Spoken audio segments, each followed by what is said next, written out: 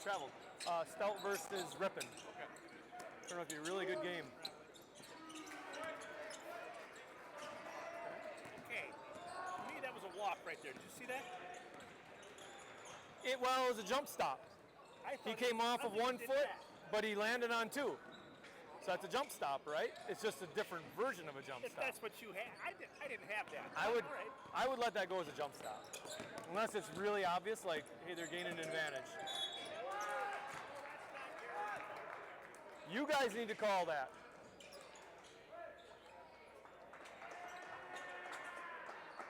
I would like to see you make that call because it's a hit on the backside of the head, and you had the best advantage point.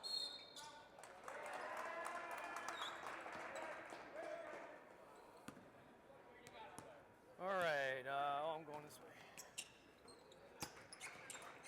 Brock, Matthew, Jeremy, Grannan.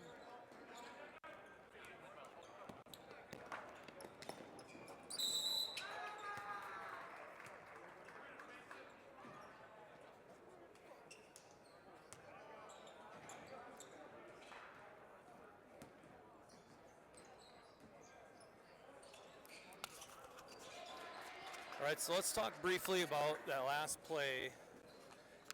Great call, right? He made the basket. As a partner, seeing the basket go in, we're going to signal with a 2-point or something, let my partner know it went in. I believe it was subtle.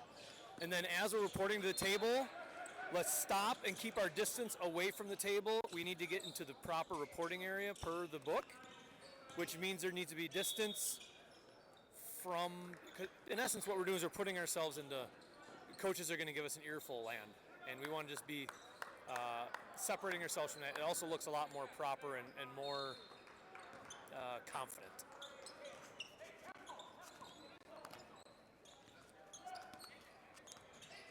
That was, this is Ken, right? That's Jeremy. Jeremy.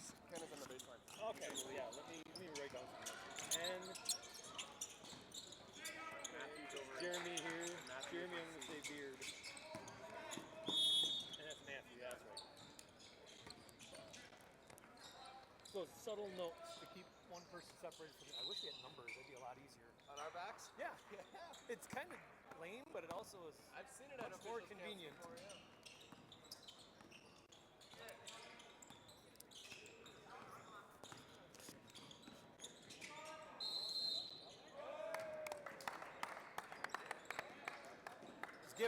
Give the ball up.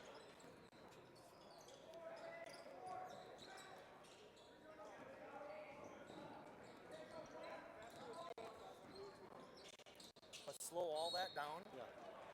Our reporting area is out here, right? Did we get too close to the coaches? They're just going to give you an earful. We don't need to, in essence, you're writing it right in the book. We'll work on that, all right?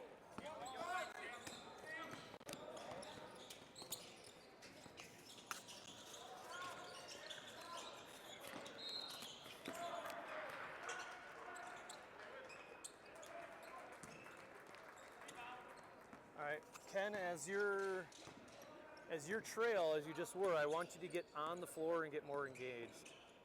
You're basically kind of straddling the line. All legal, good.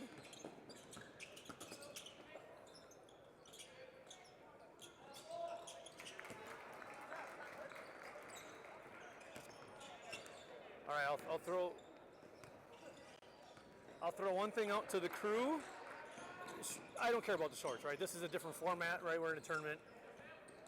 But thinking apparel, we as officials never wear a watch.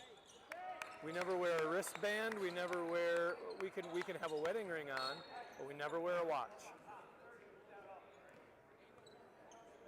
All right, Matthew, we're going to talk a little bit about you as center when we have subs coming in and whatnot. You're doing nothing. I'm going to help you out right now.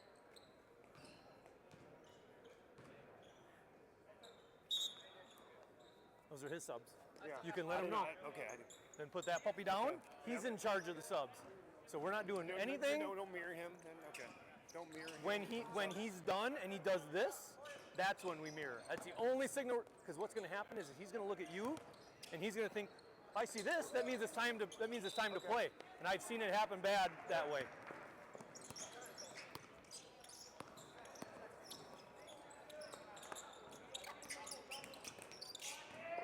On the floor.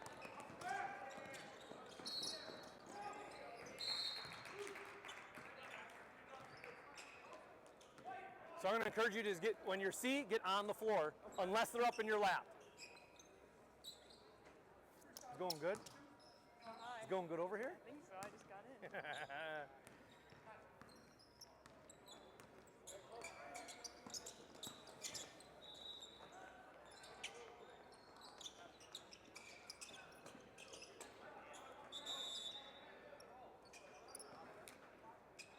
All right, it's trail. I want you to start working your way down to 28 foot. Okay. It's going to feel uncomfortable, but it's going to become comfortable after a while.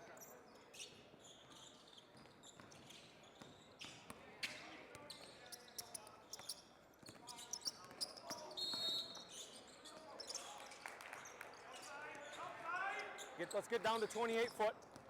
There you go. Basically one step above the 3-point, top of the 3-point.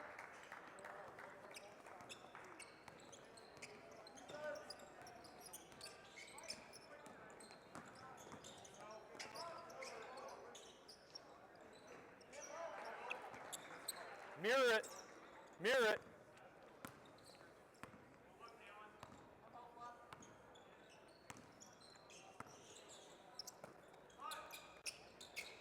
So get on the floor. There you go, Matt. Good.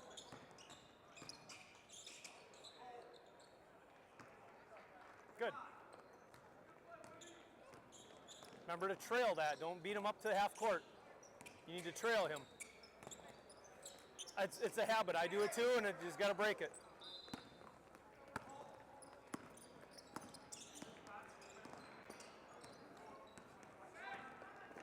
Rock. Oh! All right, Matt, I think there absolutely should have been a call there. I myself would have leaned towards charge. Somebody from the coaches' end yelled charge. Either, I mean, your body go down pretty violently, you're gonna have to go charge or a flop, right? And you needed to differentiate. It was not a no-call situation.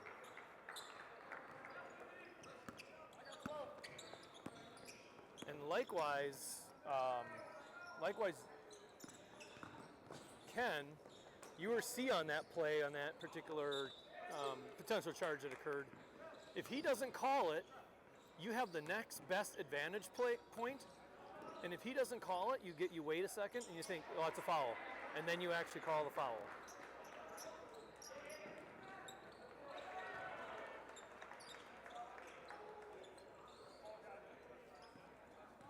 Get the arm up. There you go. Remember, the table's looking at you for that.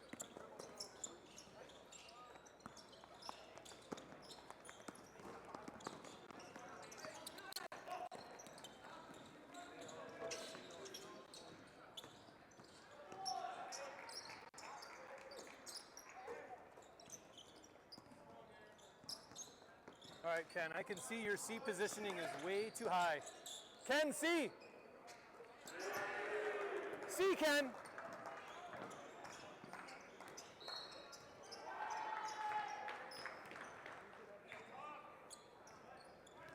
going to see where your C is now. Ken, now your C is way too low. And you're actually pointing with your body, you're doing this. Straight up.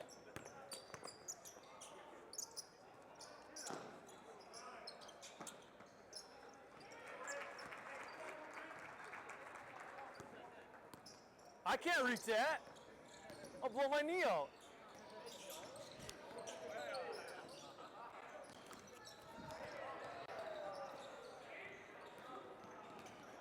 I have something left in my tank.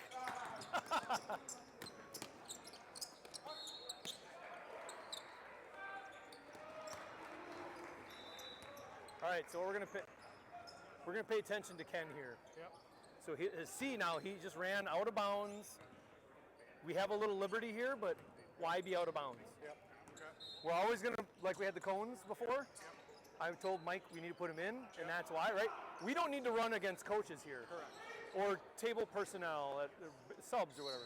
Right? We're going to run this inside the court, right? Yep.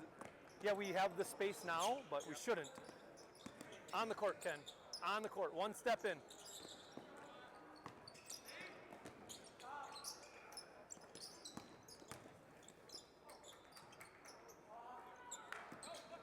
So let's break down Ken's C game right now, because we're all learning whether it's your mistake or his mistake or the other third person, right?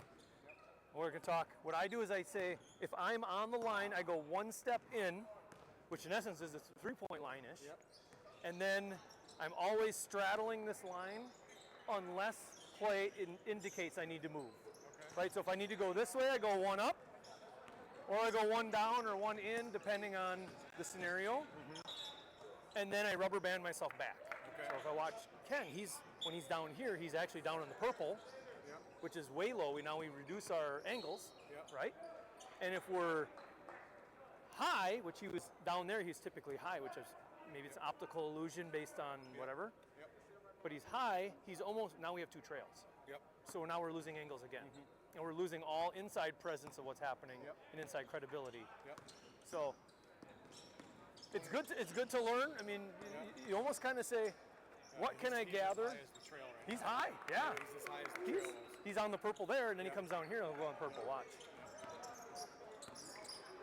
Ken, right here. Free throw line extended, unless you need to move. Stay put. No need to move. Now come up. Now come back. Perfect.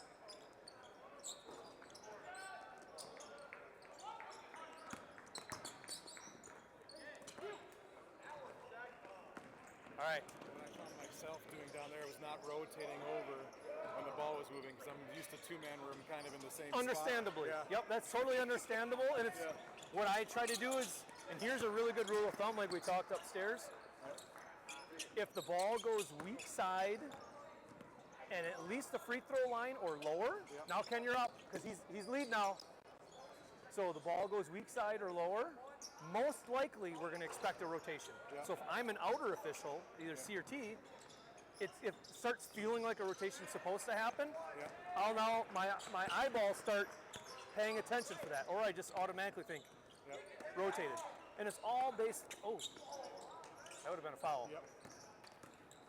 And that would have been, see, he was trail. So that would have been Ken's, because it was a 3.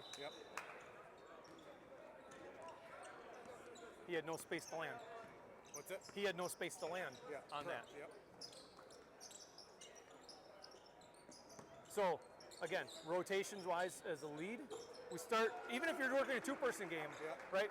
They always say the lane is quicksand, you're not supposed to go in there, right? And it's totally valid there. But in a three-person game, even if it's two-person, you start thinking like three-person, like, the ball goes over there. Well, normally I would rotate. You start thinking in that pattern, and pretty soon when you get onto the court, it's just common knowledge.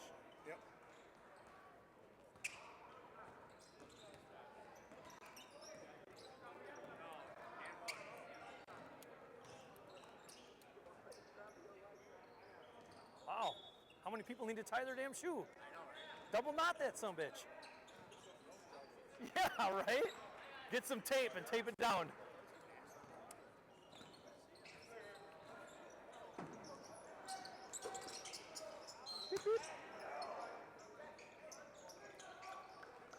All right, let's talk about that. So Brock was he was center, right? His shot came from his area, correct? So he would probably be secondary on watching for the over top or hitting a strap, right? Whomever, I think it was Ken was trail here. He has less important things to watch for. He would be the first person to try to get the strap call. Correct. The non-shooting official, top side, of course, right? Center trail. If the shot came from center, then trail would be most likely to have first crack at getting that. Because as a center and the shot goes up, I'm supposed to watch up, down, rebound. it's going to take me a while to get up to that where it's going. So most likely I'm more concerned about rebound. The other official would then be watching for high stuff. That makes sense. So it's the other official, whether it be shooter or off shooter. Correct. They don't have to, then they're going to be watching for the, okay. And Okay, availability. unlikely would be the shooting official would be grabbing that. If it's missed, absolutely grab it, And right? lead never grab that. They never want to be looking up there. Correct. Unless some really odd situation occurs where nobody got it and it happened to catch lead's eye, then get it, yes. Okay. Because it is important to get those. There's a carry. Count it. Good. Drop the whistle. Drop the whistle. There you go. Basketball's good. Fouls on black, 15. You got subs, Big Ben. That was better. I saw you catch yourself. So yeah, get the whistle out right away because then you can use your voice as you're getting out of that pile. Yep. And then you get out here. I caught fouls on. Yep. None of that. Just black, 15. And make sure you hold the hands up because Yep. high school table personnel are not as good as college, and we don't know what these guys. They might not be able to see us as well. So keep the hands up a little longer. Okay.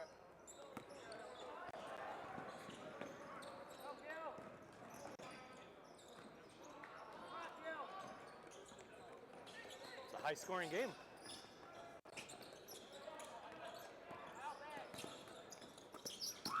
Perfect. Good.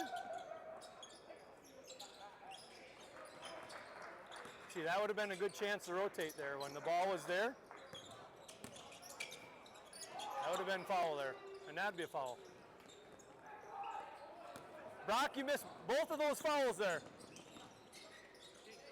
Blue 30 at first came into it. First, Yeah. and then the secondary one, he got him on the arm when he's shooting on the rebound shot.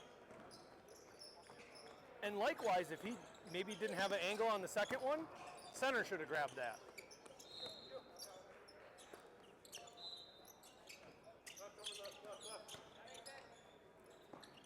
Rotate. Nope.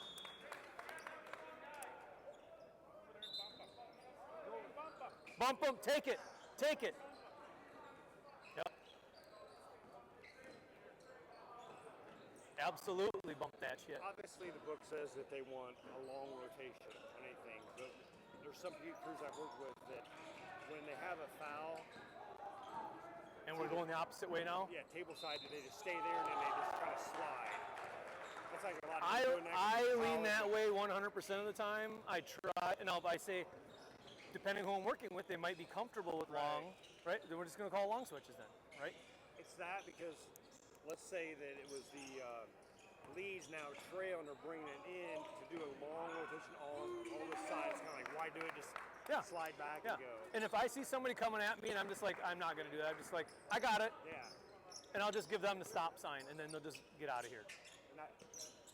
And And that's where we deviate a little bit on purpose. and of course, for a very all three subtle games thing. Sit there and talk about, hey, this situation we're going to do long rotation, no rotation, stay where you are. To figure it out before we get middle of the game, and then it's a Right. flip flop. Ken, see, I know you're new to the three-person, so we'll help you out here. Right, we're free throw line extended. In this case, we can go maybe a step, because everybody's away, right? And then we now rebound back to our normal home position. Mark it, hammer it, perfect. No, he didn't. I was just going to say. That was Jeremy. Ken missed the mirror, yeah.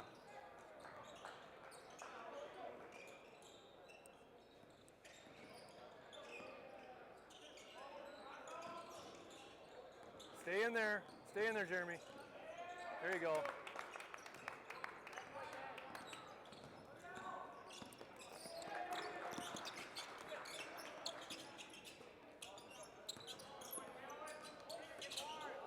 What the? So let's talk a little bit about the two-pointer. Jeremy, you marked a two-pointer. Absolutely, I'm totally okay with that. And you use your, I'll say, proper hand, which in this case is your top side hand, right? We mark a 3 with our top side hand towards the division line. You marked your 2 with that hand as well, right? I would just recommend, and this is very subtle,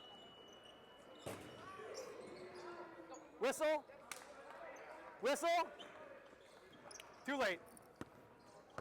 That's your whistle at the end of the game, right, or end of the quarter? Well, I thought you didn't want a whistle. Oh, true, yeah. Whistle. No I thought a whistle. That's right, they changed that. They did change it. Yeah, that's right. Only at the end of the game, right? On a try that was not supposed to be shot. So it's half and in the game, no whistle? Correct. How about this? Obviously, if your seer, whoever sees 0 and the horn didn't blow because of technical. Then get it, right? Then whistle. So the point of the whistle, this is the new now, right? Is the point of the whistle is to say, I know that that person did not shoot it or did not shoot it in time, right? So if they shoot it and make it, great. If they shoot it or make it 2-point, whatever, right? Or hammer it down, whatever the case may be, no whistle. In previous years, it was whistle and do this, or whistle and do this. Now they're getting rid of the whistle unless it's a shot that was when time expired. If it's a shot that's also give the no shot signal. absolutely right, beep, That's no the only shot. time a whistle. Even if it's a three-quarter court baseball toss. Correct. Yeah, just wave it Right, because what if that ball goes up and you're like, oh, it's not. I'm not going to count that. Well, why not whistle it then? Sure. Right. So they Whistle now they only on a correct. foul or a shot no good. That's the only time a whistle. Shot no good when time expired. Right. Versus shot no good that was a valid shot. Yeah. Right. There's a difference there. Exactly. Valid shot, no Time whistle. expired. Invalid shot, Right. whistle. Correct. Got it. Yep. That's right. See, I got to get myself in that mind of no whistle. And then I do college ball, and they want the whistle, and yeah, so it's different, right? I'd say collectively through the crew, positioning is our biggest feat here. Center positioning, I think you're going to hear it on the tape, but I've been working with you a little bit. Same here, you're new 3-person, understandable, right? Remember where our position is center is always the free throw line extended, not always, but that's our home base. And then we go a rubber band-ish up, call 1-step, 2-step, based on the way the play is going. A rubber band-ish down, but we always rubber band back. Same thing with forward and back, right? If the play comes up in my lap, I now get off the floor and maybe adjust, right? Or just kitty corner or whatever. But then I rubber band back. Or the play goes away and I've got nobody, well, why not take a step in, right? So now I'm 6 feet off the line instead of 3 feet off the line, because now it's more credible and more accurate play calling. Does that make sense? I seen some 3-pointers that were made and we had no mirrors. 0 mirrors. You missed one. I was watching a foul. No, well, You missed one I was down watching, here. I was primary, I thought, but I was watching for a foul because it was close. He kind of jumped into the shooter, and I was We saw that one. It was a foul. debating. Huh? It was a foul. Okay, I was debating Yep. calling that. Up, down, and then worry about rebound, right? So if he doesn't get us down, that's a foul. Beep. We're shooting 3, or beep, we're shooting 2 because it's close, whatever it was. I got blue ball. Whoever you guys I had a flop down there too. I didn't call it. Tried to draw a charge. Mhm. See that one? I got blue going as well. Bring your shooter to the floor. That's correct. Bring your shooter to the floor. Yep. And then, of course, we have to, I can get to the floor, and then the defender still gives me a jab. Oh, yeah, okay. That's not cool, and that's still going to be, but if I take my eyes off it, Right. now I lost it. Once he's on the floor, now it's going to be non-shooting, Correct. right? After the shot. Once I get 1 foot to the floor, It's over. it's over. Now, That's over. you still have the right to land as a shooter, right? That's where you kind of draw a little gray area. Yeah, because your act of shooting hasn't, in that scenario, hasn't ended. Shooting little floaters into the lane, once I touch the floor, all bets are off, right? And I can blow through somebody, and now it's not. Now it's a rebounding foul Right. or a loose ball foul.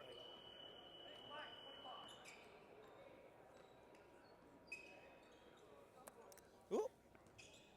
Hope I didn't break it.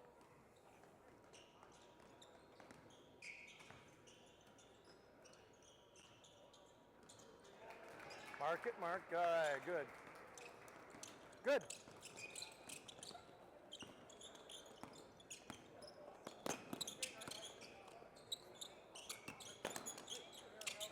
All right, yeah, good. Good. Brock, free throw line. Free throw line.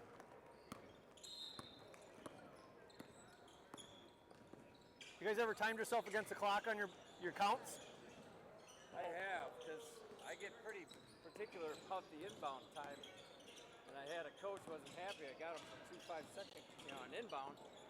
So I'm like, I got the film on that, and I watched it, and yeah, it goes faster than you think. It does. Like if you're sitting here drifting, you probably gave him 5 seconds. When I watch these guys just now, their 10-second count is about a 17-second count. Yeah, it goes really fast.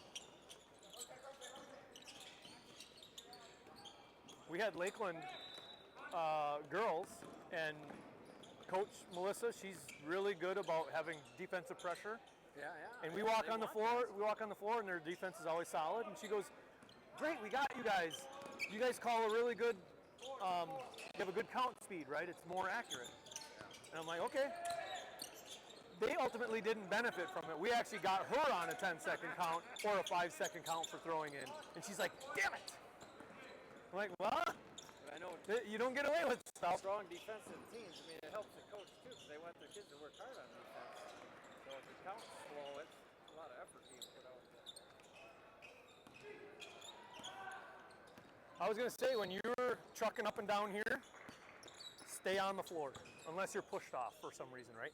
This is coach's land. Trying to find a damn line. I know, and it's But I optical like how because far we're back they are. right. Usually they're Normally right up to we the don't line. have that space, so it pushes us on, Yeah. and I'm understanding of that, but I wasn't sure if it's a habit or not. Well, I don't Right. like to be in their way either. Like if they're trying to, they're But wide that would be why you're pushed off, though. Yeah. But if you're just generally running, like that's why I'm standing right here. I'm forcing him to be on the floor. So we always think on the floor, on the floor, on the floor until we're needing to be off. Lead, of course, is always off. Old gym for a Flambeau High School in Tony, Wisconsin. The new gym's in Tony. The old gym in Glen Forest is a coach. Your feet were on the floor of play. Really? On the bench. Oh my God. That tiny. They're bad about being on the floor, and that's Oh, you the aren't thing. kidding. You got to get them off because you start running, and you're running into them. It's like, come on. And then they don't. I'm intentionally standing right here at the edge of this line to force you to stay in. I'm the coach. Don't run me over. I've been hesitant to. I think we've worn through on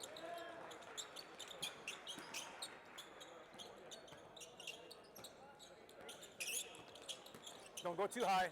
Stay down here. Free throw line extended, right? We're not being pushed up. Now square up right to your shoulders. Perfect, right there. And then you just stay here. No need to move. We're just staying right here. He's going away. We're just now. If we Hit it need with the to play move, then? Okay. yes. You're just getting too happy. Okay. Happy feeted.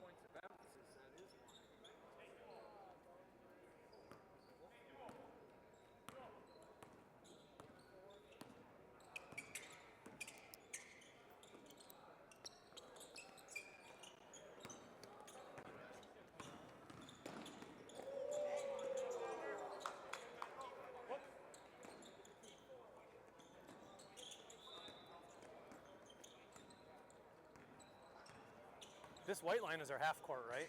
Yeah.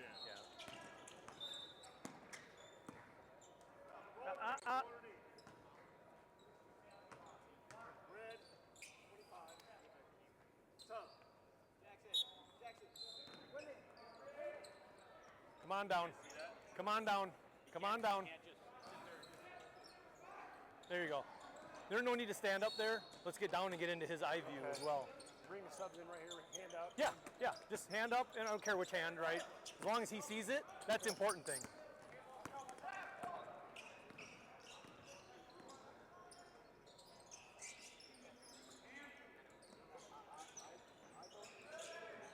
Sit, Bo.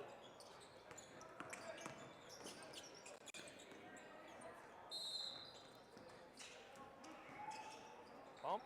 Good. Good.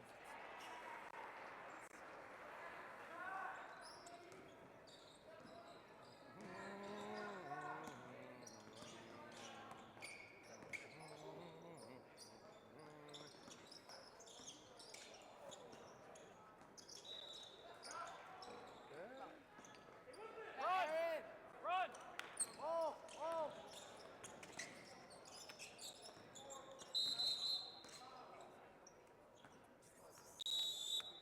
Lines are tough over there. Yeah, I'm sure. They are. I mean, even here, right? Yeah. Tan, brown. Yep. And remember, we're using the inside 3 line here. Inside 1, the 3-point line. For 3, Yeah, because that's a high school 3.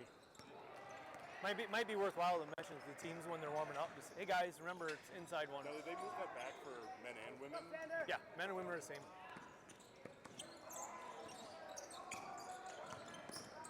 That's foul. That was a foul. Come on, Matt. Mechanic-wise, I think they changed it a year or 2 ago. The block signal? No, for moving screen or illegal screen. Oh, Is it just player control, or is it still? technically it is a player control or team control. And yeah, illegal. Illegal. Yeah. I personally have not bought into the behind the head thing. I'll point. Right. Illegal. And then maybe when I go to the table, I'll do the behind the head. Yeah. That's just because I do enough college ball that I don't want to introduce that into my repertoire of stuff. Not saying don't drink drink my Kool-Aid at this point, but. And they're like, don't punch, don't do that Well, anymore. because somebody went to punch and they sacked the kid. Really? Yeah. Well, then they should. Why?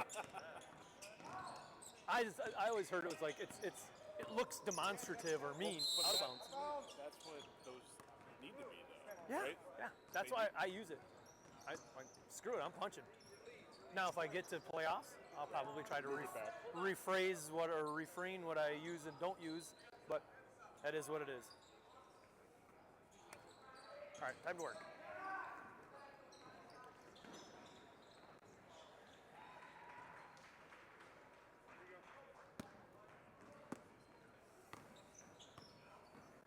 Starting to get better at feeling it? I felt positionally better. I saw you down there, you're leading, you're like, okay. I could see you working on it, so that's good. That's really good.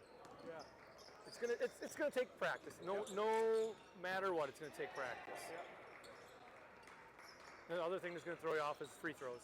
Yep. Because now you're gonna Up to go. the bench is a key word I just heard. And it is. Yeah. What I do is I look and I'm like, well, there's an open space here. Yeah. That's where I need to go. Yeah. Versus away from the bench or towards the bench. I just think, where's the open space in our floor? It's right here. Yeah. That's where I'm going. Yep. So whatever works Yep. to help a person remember, it works. Use it. Whistle, Brock.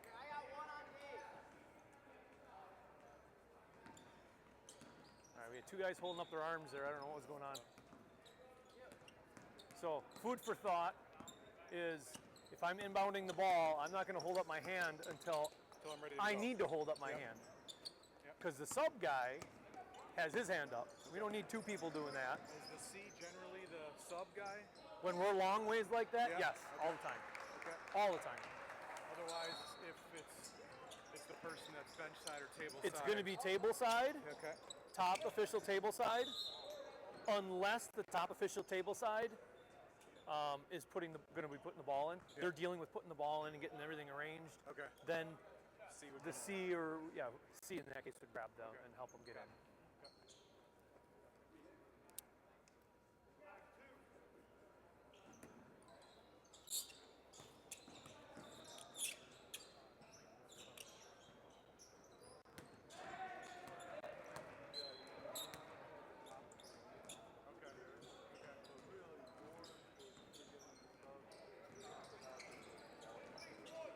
It's chaotic in here, right? A little bit, yeah.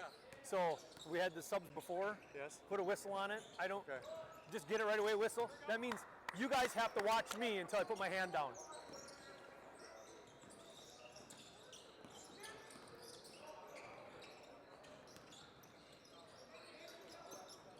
Oh, that was a travel. 3. Don't count it. 10. Jeremy, Matt.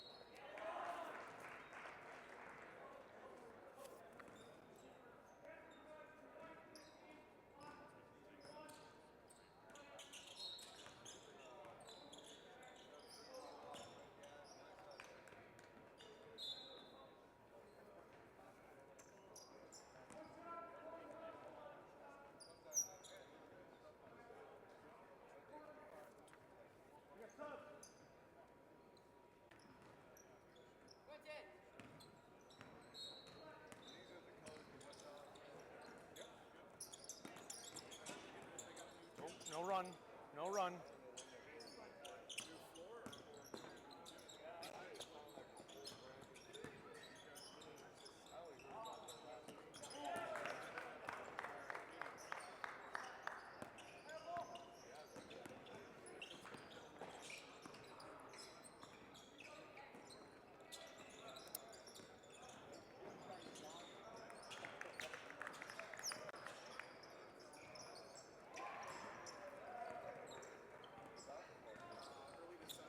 One step on the floor. Perfect. Live in that 2 to 3 foot off the sideline situation, unless pushed off. Yeah. Right?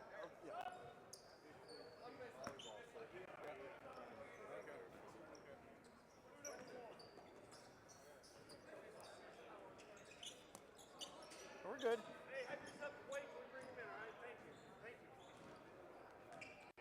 you. Good call.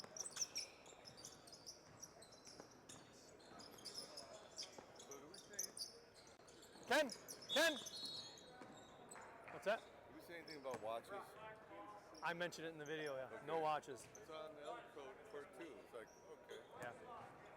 Shorts, I said in the video, I'm like, shorts I can understand because of the format and whatever. Yep. We still don't wear watches. So, I'm going to mention it after the game. Here. See is this line here. There you go. Stay here. This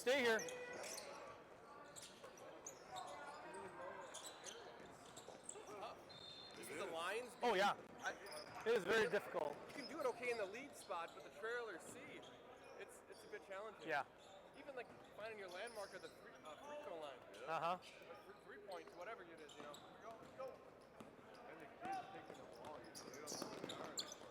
Well, here's the other thing I notice is like where the purple stripe is here, where the purple stripe is there, is different heights on the actual The floor. white line there is half court, which is off center of the main court. Right. Which does mess with your head. Yeah. Messes with your head. So I noticed when Ken was going up and down, he's working on a C position, but he would down there he would typically be on the purple, and then down here he'd be on the purple, which makes him low here. Purple And I'm over like, there, and it's high up there. it is high. That's good for the trail So up there. it's optical, Yeah, I right? know. But I'm like, well, we should not be looking about purple. We should be looking at that free throw line and find that Yes. first. But it is very difficult to see too. I mean, but usually at a typical court, you'll pick a colored landmark or something. Yes.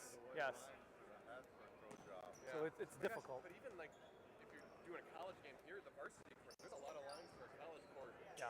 On this gym, I don't like it. I like volleyball and basketball. Yep. Don't need more lines than that. 3, wrong hand.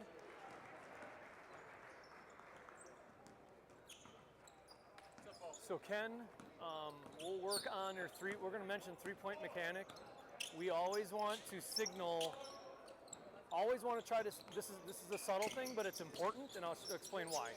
Or we want to signal with travel. We want to signal with our top side hand, meaning the one closest to the division line. That was a foul. So the reasoning behind the division line hand, that's don't count that.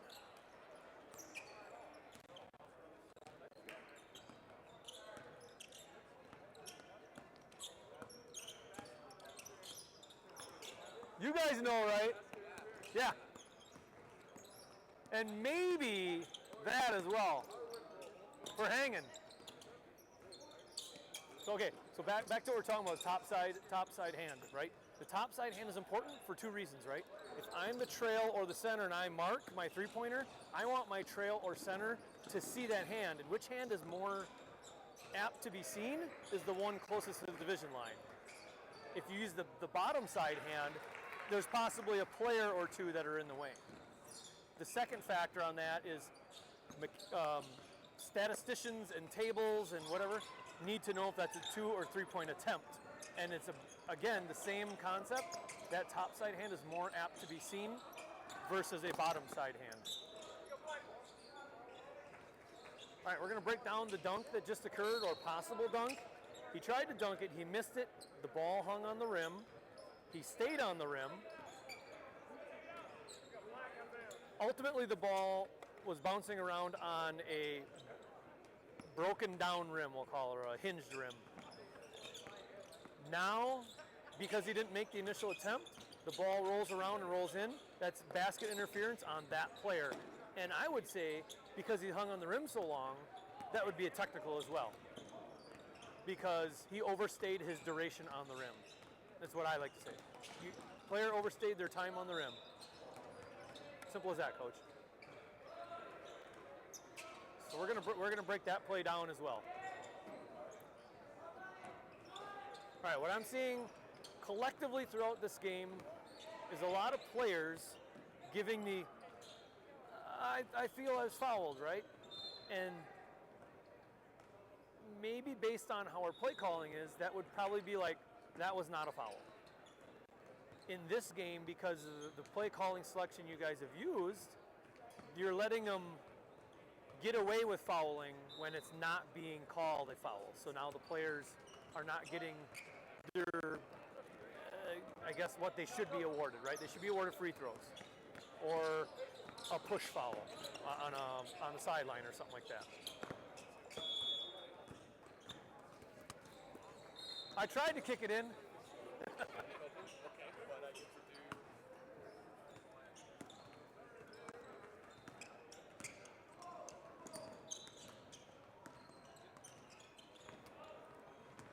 So you were here last year, right? On this court, actually, if I remember right. Yep. So we were talking optical illusions on this. Obviously, the lines are really hard to see, but because the purple stripe is low, according to C here, right? It's the bottom side, and down there the purple stripe is high. It's gonna mess with you. So it might be something to pregame with your crew. You know, obviously the center stripe is the white line here, so it feels off center because the way the men's court is positioned. Sure. It's gonna throw the players and us off. So it's something to be aware of towards heading into that game.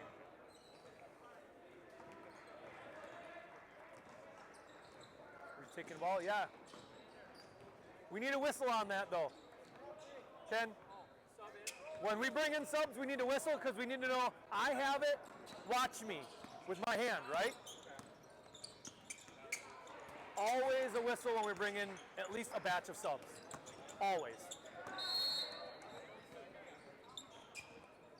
That was good. Way to look.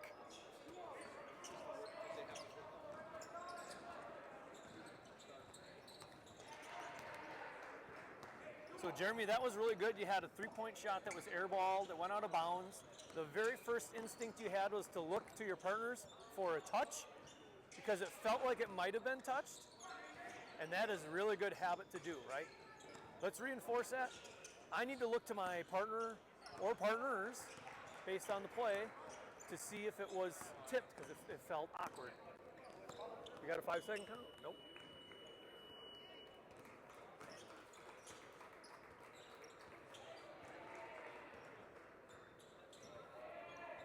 Just looking there to see if there's a tip on that since he missed it, since he airballed it. That, and I talked to him on film, like, that's really good to do, right?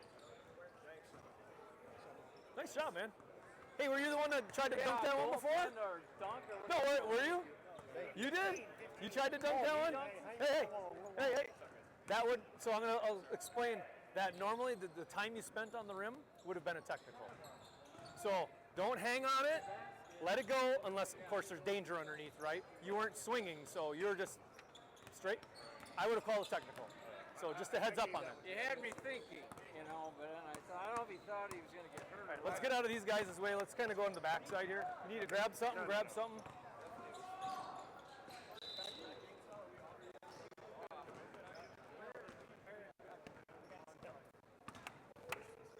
Yeah, so I thought there was something wrong with that, but I didn't know the call, so I was like, I gotta let it go. Were you lead on that one? I don't remember where you were.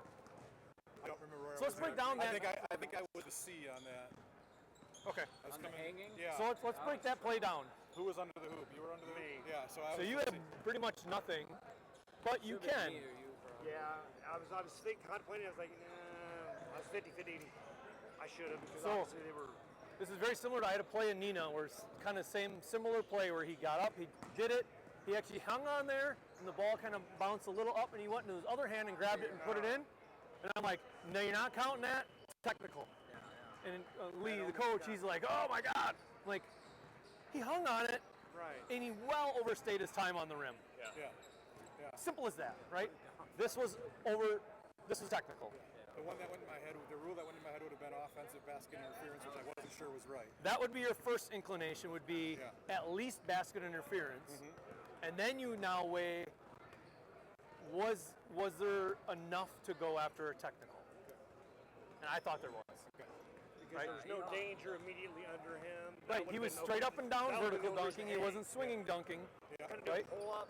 Yeah. Yeah, there's nobody laying on the ground underneath him to No. hold on to. Like I said, it didn't look right, but I wasn't positive what the call was in the moment. So I'm not sure. So the one that I called in Mina, I was actually the lead. That's my scenario. I think I'm They're done. like, if my players didn't get it, I need to get it.